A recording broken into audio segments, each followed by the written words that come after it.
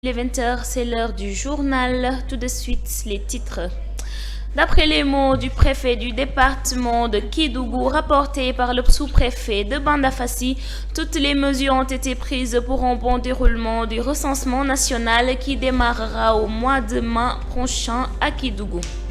En cette période de Ramadan et de Carême, le responsable politique Maodo Malik Mbaye, par ailleurs DG de l'ANAMO, a organisé une cérémonie de solidarité et de partage jeudi 6 avril 2023 à Thiès sous la présence des représentants des foyers religieux.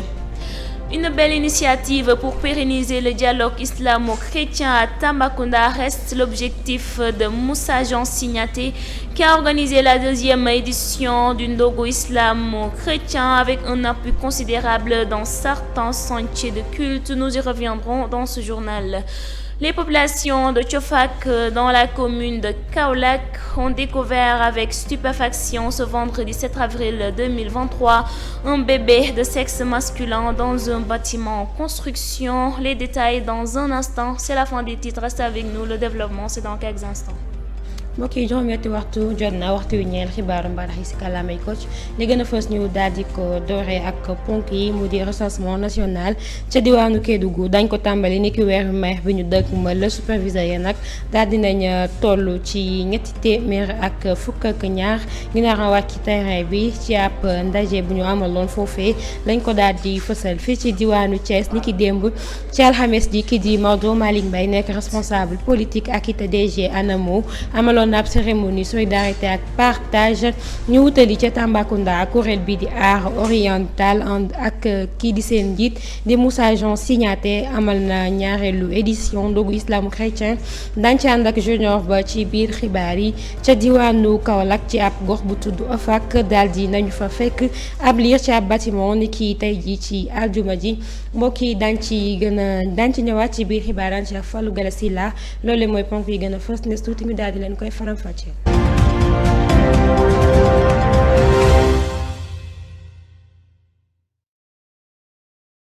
Toutes les mesures ont été prises pour un bon déroulement du recensement national qui démarrera au mois de mai prochain à Kédougou. Ce sont là les mots du préfet du département de Kédougou rapportés par le sous-préfet de Bandafassi lors de la rencontre qui s'est tenue au CEDEPS pour préparer le terrain.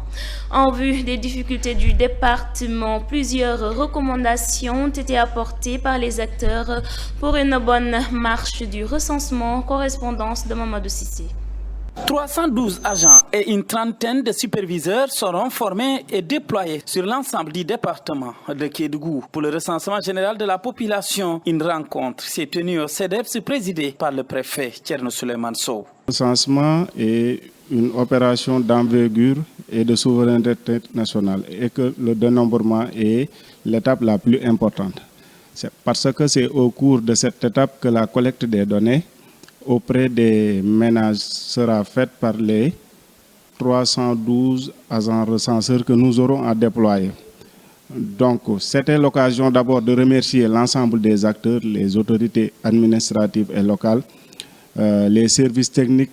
et ainsi que les chefs de village et délégués de quartier pour la parfaite collaboration depuis l'entame du projet, notamment les phases préparatoires. Donc, maintenant, le 15 mai, nous allons entamer le dénombrement. Ce recensement va démarrer au mois de mai prochain et Kédougou étant un département particulier, des recommandations ont été données par l'administration. Les cas de réticence qui se posent sur le terrain. Maintenant, qu'est-ce qu'il faudrait faire? Prendre la tâche des enseignants qui sont sur place et qui sont très bien connus pour faciliter l'introduction de ces agents recenseurs dans les ménages, mais également aussi, comme on l'a dit, impliquer les gouvernements scolaires. Parce que ces gouvernements scolaires pourront servir de relais en dehors des classes, au niveau des villages, au niveau de leurs parents, pour faire passer l'information. Donc, en tout cas, entre autres recommandations, vraiment, ça a été retenu et aussi ça a été bien pris note, mais également, on a posé le fait d'élargir la sensibilisation au niveau à l'échelle le plus bas. Si on peut organiser un CLD au niveau de l'arrondissement pour permettre aux chefs de village, aux imams, aux curés, aux pasteurs, à toutes les sensibilités sociales qui sont dans les arrondissements, les GPF, les jeunes,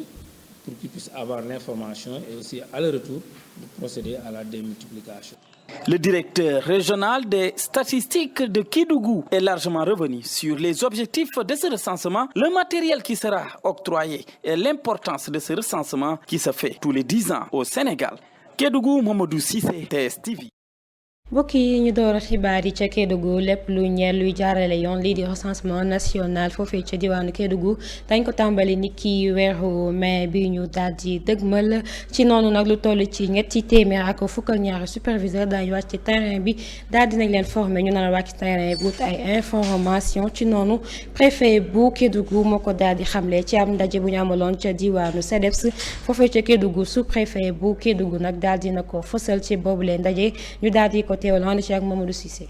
lu toll ci 312 agents ak ay fanweer superviseurs la ñuy former ak déployer sur l'ensemble du département bu Kédougou li ko waral moo di recensement général bu ñu war a defal population ci département bi lee ndaje bu mag Thierno Souleymane Sow nekk préfet département bu Kédougou présidé woon fii ci CEDEPS. dénombrement mooy étape bi nga xam ni agents yi ni jël ñu ngi toll ci ñetti téeméer ak fukk ak ñaar pour région Kédougou bi yëpp mooy période boobu la ñu dem ci ménage yi dem collecter données yi soxla léegi nag tey occasion la woon pour ñu gërëm acteurs yëpp participants yëpp ndax depuis buñ dooree processus recensement ba léegi ñu ngi ñuy gunge ci sensibilisation mu nekk les autorités mu nekk chef de village yi wala chef de quartier yi ñoom ñëpp jàppale nañu mais léegi nag comme le 14 mai dañu jëm ci dénombrement bi te moo nekk étape ba nga xam ni moo gën a important ci processus bi dañ leen doon ñaaxaat ni leen tey leen gën a soxla seen ndimbal ci sensibilisation bi ndax malgré moyens yi ñu jël yëpp def ko ci recensement bi léegi population bi ñu war a interroger bés buñ adhéré wul ci projet bi mën na ni wax ni projet bi day échoué. recensement général boobu nag war na tàmbali mois de mai prochain te Kédougou doon région particulière am ay jafe-jafe administration joxe ay recommandation waaw recommandation yi aussi wax nañ ci bi ci jukki mooy ñun dañoo ne ñun sous-préfet bu ñu sañoon def CLD nu bañ a yem ci CDD bi def CLD nga xam day wàcc ba ci suuf nga xam ne dinañ wax chef de village yi woo jeunes yi woo femmes yi woo chef religieux chef coutumier yëpp ñu échanger ak ñoom ci li nga xam ne moom moo leen xaar ba nga xam ne ñooñu bu ñu delloo ci village yi ndax ñoom ñoo nekk ci dëkk yi bu ñu delloo ci village yi ñu mën a aussi ñoom it def la sensibilisation ba nga xam ne bu agent yi ñëwee aussi ñu mën leen a faciliter quand même liggéey am na ñu wax aussi ci jëm ci wàllu nawet bi parce que ñëpp xam na ni Kédougou aussi day teel a taw mais aussi yooyu tamit ñoom jël nañ ci disposition yi ci war ba nga xam ne bu fekkee loolu am na tamit dinañ xam nanan ko kii leneen li aussi mooy ñaanal ñu mën ci impliquer enseignants yi parce que ñoom ñoo nekk ci village yi bu agent yi ñëwee mën a jaar si ñoom ñu mën leen a faciliter introduction yi ci ménage yi ak leneen aussi ñu xool nu ñuy defee ba gouvernement scolaire yi ñu mën leen a boole ci liggéey ñoom aussi ay xale lan mais bu ñu jógee école bu ñu demee ci kër yi wala ci dëkk yi mën nañ def sensibilisation loolu aussi. directeur régional statistique bu Kédougou ñëwaat na ci solo recensement bi waaye tamit ci matériel bu ñu war a indi ak ci objectif yu ñu war a atteindre recensement général ñu ngi koy faral di def chaque 10 ans ci Sénégal Kédougou Mamadou Cissé TSTV. Cette période de Ramadan et de Carême, le responsable politique Maodo Malick Mbaye, par ailleurs DG de l'ANAMO, a organisé une cérémonie de partage ce jeudi 6 avril 2023 à Thiès, sous la présence des représentants des foyers religieux. C'est dans ce siège qu'il a lancé un appel au peuple sénégalais de raffermir les liens entre croyants afin de préserver les coutumes et valeurs du pays. Les propos sont recueillis par Abdoulaye Ndiaye. C'est un concept qui nous interpelle parce que nous sommes dans le concept de la nation sénégalaise. Vous savez, le concept de peuple, le concept de la population n'a rien à voir avec le concept de nation et nous sommes des enfants de la nation sénégalaise. Et aujourd'hui, nous avons compris qu'il y a grande urgence et une urgente nécessité de tenir ce que nous avons, qui représente pour nous une ressource endogène très chère. C'est cette communion, ce comment vivre, ce comment vouloir de vie commune qui nous est cher ici au Sénégal, entre toutes les confessions religieuses. C'est la raison pour laquelle nous avons institué ce concept de solidarité, partage, Ramadan et Carême en cœur, pour dire aux uns et aux autres, rappeler tout simplement que nous sommes ensemble et que nous ne pourrions être autrement qu'ensemble. Et que c'est ça qui est le plus important. J'ai la chance de voyager dans certains pays d'Afrique où ce concept est irréalisable, voire utopique. Parce que les clivages claniques, les clivages religieux sont assez prononcés. Donc, c'est une organisation, c'est une initiative que nous portons dans un cadre général de renforcer l'unité nationale du Sénégal, mais dans un contexte particulier où nous avons noté que le président de la République a lancé un appel au dialogue et à la paix. Et nous estimons que rien, c'est ma conviction profonde, je peux le défendre, je ne cherche à l'imposer à personne, c'est que rien n'est envisageable dans ce pays sans la paix, sans la stabilité, sans le calme, mais aussi sans la communion des cœurs. Bon, toutes les passions parlent d'élection, de présidence de la République de 2024, mais c'est-à-dire nous avons besoin d'avoir cette République-là qui continue à exister, cet état de droit, cette nation-là qui font que les gens acceptent d'être ensemble pour penser à autre chose, pour penser à des compétitions théâtrales, sportives, électorales, présidentielles, législatives. Donc, et je pense que nous devons, cette année exceptionnellement, ça rentre dans un cadre bien précis de donner plus d'écho à l'appel au dialogue et à la concertation lancée par le président. ci diwaanu Thiès la ñuy desandi ci weeru koor bi ñu nekk ak weeru carême ki nga xam ni moo di responsable politique di Maodo Malick Mbaye nekkit directeur de l'ANAMO amaloon na ab ndaje foofee ca fii ci diwaanu Thiès ni ki démb ci alxames ji mu di ab cérémonie solidarité ak partage ci teewaayu kilifa diine yi ak ay ñooñam moom Maodo Malick Mbaye nag jël na ay kàddu di ñaar sénégalais yi ñu ànd booloo nekk benn waaye it ñu daal di fonk suñu ay valeur daal dina àddu ci micro Abdoulaye Ndiaye ñu teewlu ko. am lu ñu yàgg gëm d'abord parce que ñun dañu nekk ay doomu Cité Lamy nekk koñ bi nga xamante ni d'abord lépp dooree ñu am ay famille njaago catholique ñu ànd ak ñoom ñuy dem seen kër di nekk ak ñoom donc ñu màgg ci loolu mais ñu gëm ni loolu mooy force bi nga xamante ni moo ñu intéressé loolu nag nga xamante ni moo nekk force Sénégal moo nekk dooley Sénégal loolu rek la ñu bëgg ñu gën ko renforcer gën ko téye ñu gëm ni aussi que am na dëkk yi nga xamante ni lii doo ko fa xalaat mais c'est parce que jàmm moo am Sénégal ñu ne jàmm nag bala ñu koy wax ci politique wax ko ci leneen dañ ko war a wax d'abord ci pas-pas parce que xam nga nit gëm-gëmu nit dafa fort parce que gëm-gëm boo demoon di opérer nit doo ko gis la foi bokkul ak le foie c'est le foie que tu vois nga xam ni kii appareil la mais la foi dafa nekk kenn xamul fu mu nekk ci donc bu ñuy def nii dañuy wan ñu suñu mbokk catholique yi que seen mbokk musulman ñun ñëpp nañu àndandoo respectante bàyyante xel je pense que loolu surtout que mu nekk ci jamono ji nga xamante ni président de la République dafa woote jàmm dafa woote ñu waxtaan dafa woote ñu juboo dafa woote ñu gën a taxaw réew mi yaakaar naa ni loolu mooy démarche bi ñu ànd ko ak imam yi ànd ko ak waa curé bi ak waa paroisse yi nga xamante ni ñoo fi nekk ak waa cathédrale bi nga xamante ni ñëpp ay responsable lañu ñu ànd ak ñoom ci mbir mi tey pour que rek ñu gën a bàyyi coexistence pacifique bi nga xamante ni moom moo am ci suñu diggante ñun ñi nga xamante ni ñoo bokk réew ñu def ko comme dama la wax ci benn cadre moo gis ni daawoon nañ ko def mais ren dafa nekk ci benn cadre bu président woote jàmm woote ñu bëgg ko gën a def ci loolu. ñu wax sànq ni amuñu problème coexistence boobu lu am la amuñu ko mais nañ koy surveiller yëpp ci surveiller parce que dafa am détail yu bari yi nga xamante ni minorité yi da leen di métti mooy dine xalaat ni koor jot na wala pourquoi pas même ñu am billet Makka yaakaar ni rek ñun politique billet Makka rek lañ war a joxe alors que da ngay am ñi nga xamante dañu war a dem Rome loolu yëg ci billet jox leen donc la ñuy ñaan nit ñi ñu gën a dolli xalaat ci loolu.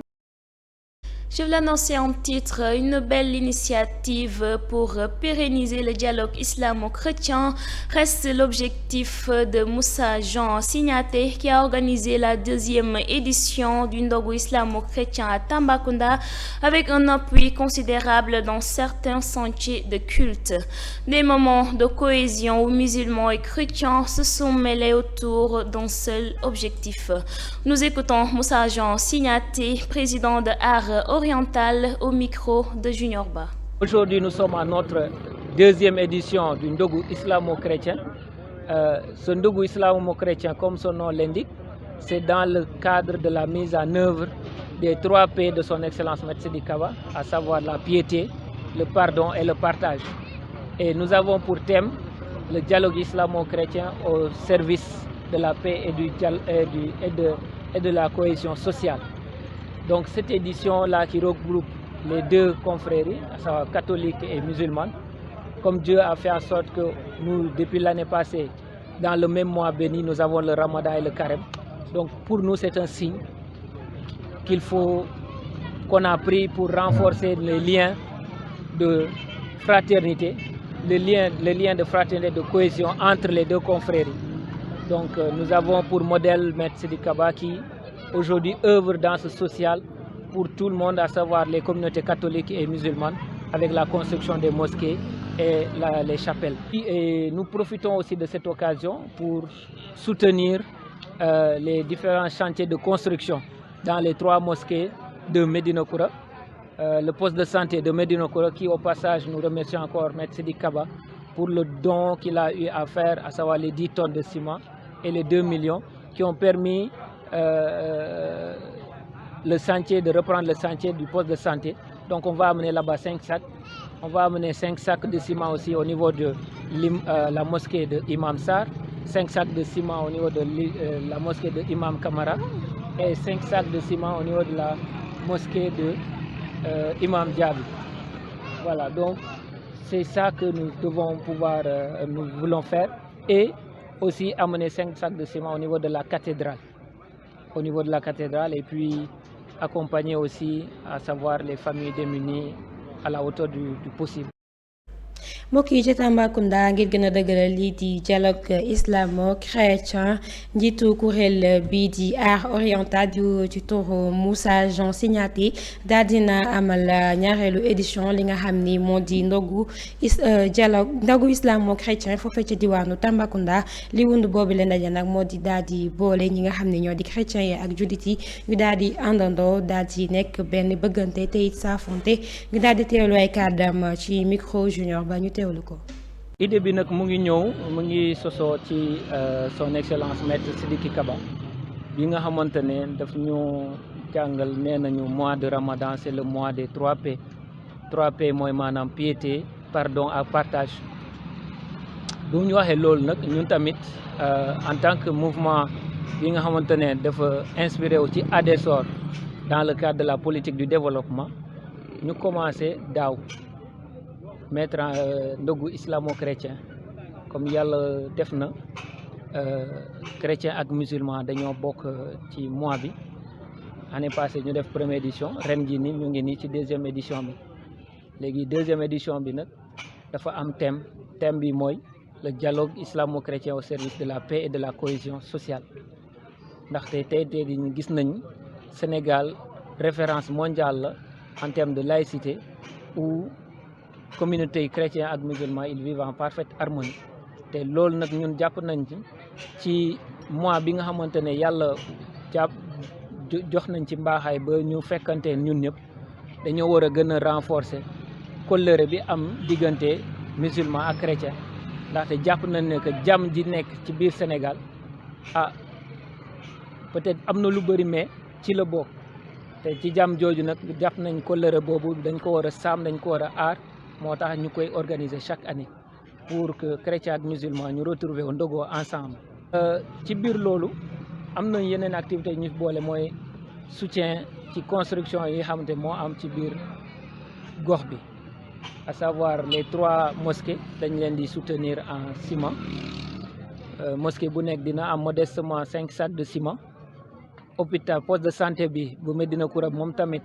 di remercier vraiment son excellence maître Sidiki Kaba bi nga xamante ne moom moo tax ba tey jii nii tàmbali nañu liggéey bi mooy poste de santé bi dafa maye 10 tonnes de ciment ak 2 millions ñun tamit tey jii nii comme bis koor la bis social la dañuy ñëw apporter suñu soutien yóbbu foofu 5 sacs de ciment. Et pour terminer, les populations de Thiofak dans la commune de Kaolack ont découvert avec stupéfaction ce vendredi 7 avril 2023 un bébé de sexe masculin dans un bâtiment en construction. Alertés, les éléments du commissariat de Kaolack et les sapeurs-pompiers se sont déplacés sur les lieux. C'est un compte rendu signé Fallou Silla.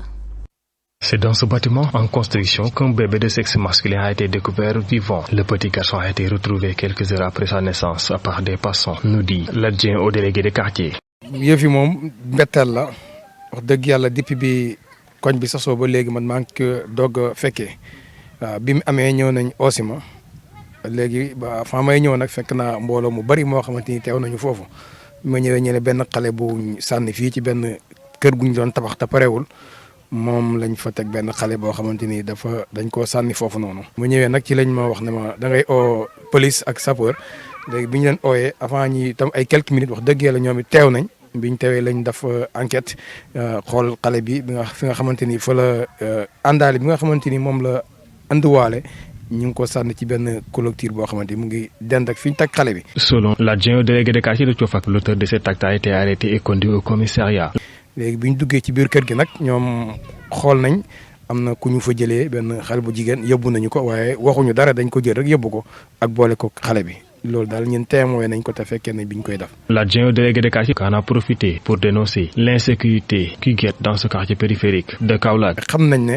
mën na am ci guddi gi lay doon. waaw ci guddi gi lay doon. sécurité bi moom des na wax dëgg yàlla parce que quartier bi bëri na bâtiment yoo xamante yu parewul la wax dëgg yàlla te aussi lotissement bi comme niñ koy waxee toujours dafa nekk luy sooxee ci koñ bi ba nga xamante ni daanaka mbedd yi génnuñu aussi kër yi nekk nañ kër yoo xamante yu ci bëri seen i borom dëkk guñu ko lu waral loolu mooy lotissement bi nga xam ne ñu ngi koy xaar te gisaguñu ko moo waral ñu bëri seen kër yi nangaguñu ko àggal pour dëkk ci. Rappelons que le bébé a été acheminé à l'hôpital par les sapeurs-pompiers. mbokk yi comme ni ñu leen ko waxee woon ci ponk xibaar yi foofee ca diwaanu Kaolack ab xew-xew moo fa daal di am ca Thiofak nekk ca commune bu Kaolack ab liir bu góor lañ daal di fekk ci ab bâtiment niki tey ci aljuma ji foofee ca diwaanu Kaolack ci noonu nag daal di nañ woo ñi nga xam ni ñoo di commissariat bu Kaolack ak it sapeur pompier bu Kaolack ñu daal di ñëw ci lieu ya daal di def seenub liggéey ñu daal di leen teewlu ci micro Fallou Galassine la. askan wi yeewoo ci diwaanu Thiofak daal di xëy gis ab liir buy dund. daat koy sànni ci ab bâtiment boo xam ne ni ñi ngi koy tabax ci seen boobule quartier xale boobu nga xamante ni sax bi mu juddoo yàggul ñi nga xamante ne ñoo di askan wa yeewoo foofee daat koy fekk ci benn bâtiment boo xam ne ni ñi ngi koy tabax. yëf yi moom mbetteel la wax dëgg yàlla depuis bi koñ bi sasoo ba léegi man maa ngi ko doog a fekkee bi mu amee ñëw nañ oosima léegi ba fa may ñëw nag fekk naa mbooloo mu bari moo xamante ni teew nañu foofu ma ñëwee ñu ne benn xale bu sànni fii ci benn kër gu ñu doon tabax te parewul moom lañ fa teg benn xale boo xamante ni dañ koo sànni foofu noonu. mu ñëwee nag ci lañ ma wax ne ma da ngay oo police ak sapeur léegi bi ñu leen ooyee avant ñi tam ay quelques minutes wax dëgg yàlla ñoom it teew nañ biñ teewee lañ def enquête xool xale bi fi nga xamante ni fa la àndaale bi nga xamante ni moom la andiwaale ñu ngi ko sànni ci benn clôture boo xamante ni mu ngi dend ak fi ñu teg xale bi. buñ sukkandikoo ci xibaar yi nga xam ne mujj nañ ko am sax ki nga xamante ni moo di yaayam jot nañ koy teg loxo ba yóbbu ko ca fa nga xamante ni moo di commissariat bu diwaanu Kaolack. léegi bi ñu duggee ci biir kër gi nag ñoom xool nañ am na ku ñu fa jëlee benn xale bu jigéen yóbbu nañu ko waaye waxuñu dara dañ ko jël rek yóbbu ko ak boole ko xale bi loolu daal ñun témoin nañ ko te fekkee ne biñ koy def. moom dafay délégué de quartier bu Coofak daal di profité sax ci occasion boobule ngir daal di nag ñaawlu insécurité bi nga xamante ni mi ngi am foofee ca seenu gox. xam nañ ne